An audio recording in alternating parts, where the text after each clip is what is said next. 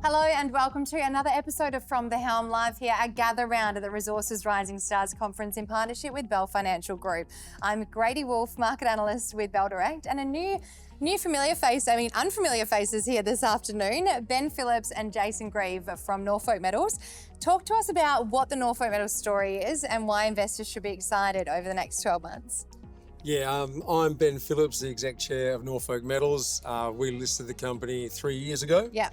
There was a very prospective asset called Roger River in Tasmania, copper gold asset, and Orroroo in South Australia, uranium asset. And we drilled Roger River in the end of 2022, got some visible copper. Everyone got excited. Yeah. We drilled Orroroo in the end of 2023 when uranium was 110 a pound, and delineated a bit more of a floodplain horizon where there was some uranium but no discoveries. So we spent all of 2024 looking for a new deal. We were very focused on copper due to our listing assets. Yeah. And then we've ended up taking this opportunity for the Carmen Copper Project in Chile, along with Transcendence Mining, Jason Grieve and Dave Fowler. Jason, talk to us about Transcendence Mining and what the whole partnership is here heading into Chile. Sure. Jason Grieve, Director, Transcendence Mining. Yeah. So we've been looking for a partnership arrangement on the Carmen Copper Project in Chile for some time. We're big believers in the fundamentals for copper, obviously. We like Chile. Chile's tier one jurisdiction for copper, produces around 25% of the world's copper. And the Carmen Copper Project is in a very favourable jurisdiction within Chile itself. So we're just about 80 kilometres south of the mining centre or mining hub of Vallenar. The site's readily accessible via the road, which runs past the neighbouring Relincho operation, held by Teck and Newmont. The geology on the tenement's very conducive to copper oxide heap leaching. Yeah. And that's one of the reasons why we have driven the project ownership and will continue to drive the copper oxide agenda in the first instance, because we believe that will lead to a very low capital intensive development project. Yeah. So that's where, in the first instance, a lot of the copper oxide sort of exploration will go. Yep. We do have sulfide potential at depth as well, but we're going to be focused on the copper oxides in the first instance due to basically the ability to develop and rapid pathway into production, we hope.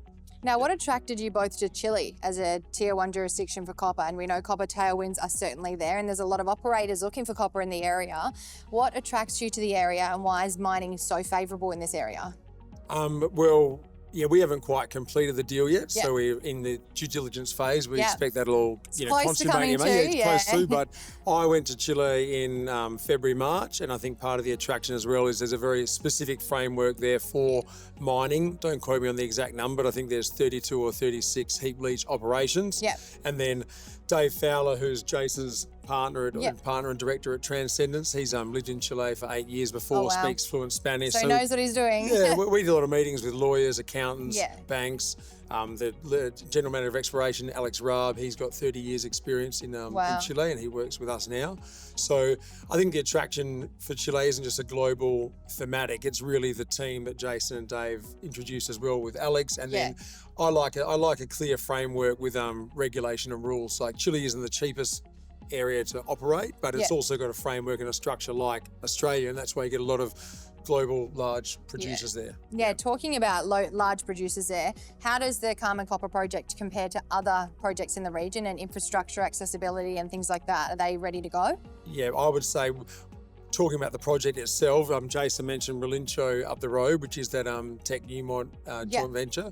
That's definitely an enormous project with billions of pounds of copper and lots of gold. Yeah. But that's more of a sulfide project. The reason why Carmen's very, very exciting is it is a copper oxide deposit that's known from surface.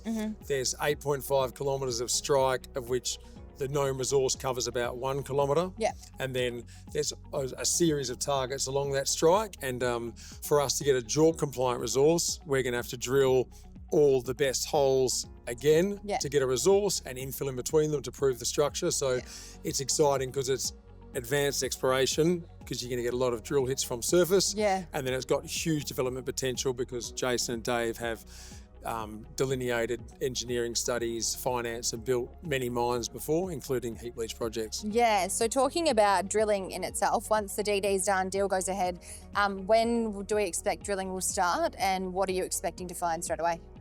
I'll take responsibility for when it will start, and Jason will talk about what we'll find.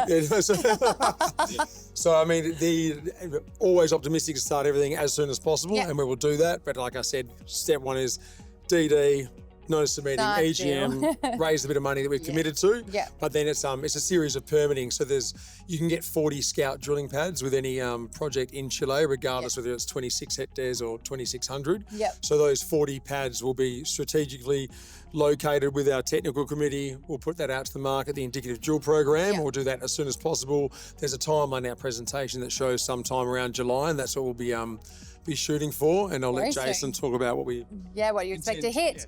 Yeah. So, look, as I've previously mentioned, the primal focus of the first drilling program will be to delineate copper oxide resources. We are planning a few deeper holes down into the sulphides. There has been historical sulphide drilling with some fantastic indications of sulphides at depth, and that's all detailed in the ASX announcement that was released recently. But look, the program will be about 4,000 metres of drilling. It's going to be implemented in stages, and we have mentioned that there is a legacy delineated resource. It's no longer JORC compliant, unfortunately, but it was NI 43101 compliant when it was first put out by SRK.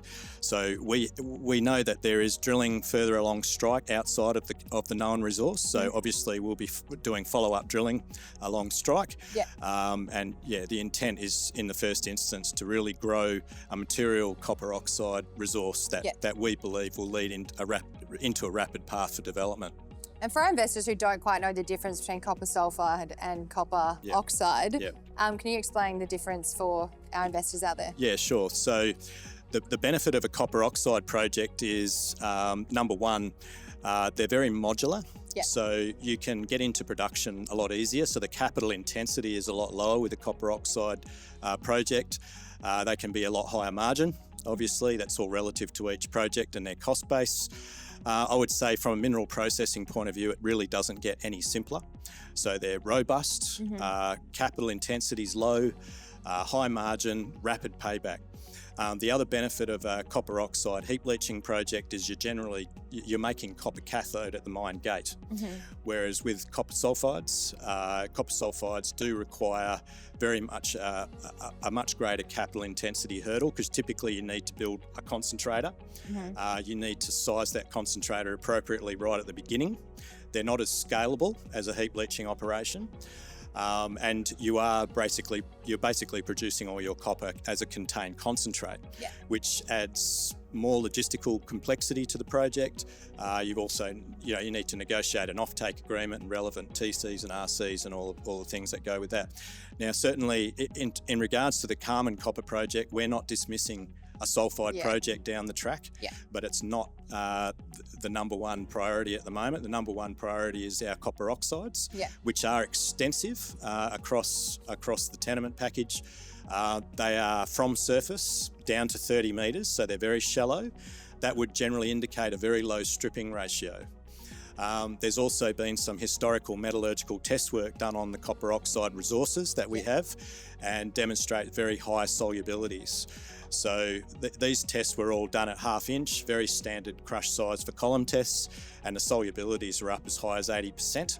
And the bottle rolls on the tails are indicating there's still another 10% to get there with further optimisation. So we're expecting, very, very high recoveries. And as we go forward this year into our drilling program, we will be coupling our drilling to further metallurgical test work. We'll also be investigating a lot of the other geophysical anomalies, which are very extensive along the 7.5 kilometre strike length of the deposit. There has been a lot of geophysics done historically, and where the known resource is, we have a very good congruency or very good corresponding IP anomaly with geochem anomaly directly where the resource is, Yeah. and we can use that as a tool across the remaining strike length. And what we see up and down the strike length is a lot of walk-up targets that are drill ready, where we have the same geology, same geochemistry and the same IP and underpinning IP anomaly. So that tells us, everything's ready to drill. Jason Grieve of Transcendence, Ben Phillips of Norfolk Metals, thank you so much for joining us from the helm. We're so excited to see what the next 12 months looks like for you both. And obviously Chile, exciting times. So thanks for joining us from the helm, and I hope you enjoyed that episode.